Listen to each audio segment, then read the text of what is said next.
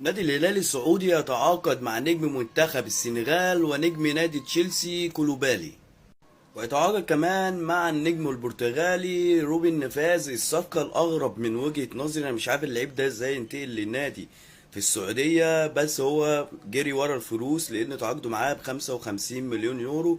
ولكن اللاعب قيمة التسويقية بتاعته 40 مليون يورو، واللاعب كان في اهتمامات نادي برشلونة والباير. أنا مش عارف ازاي اللعيب عنده 26 سنة بيفكر ينهي مسيرته بالسرعة دي او يجري ورا الفلوس. اللعيب لسه كان رجله في الملعب، وكان افضل له يكمل في اوروبا احسن، ولكن هو اختار الهلال السعودي وراح الهلال السعودي بمقابل 55 مليون يورو. اللاعب ده عنده 26 سنة بس يا جماعة، وهو من افضل 5 لعيبة بيلعبوا في نص الملعب في العالم حرفيا.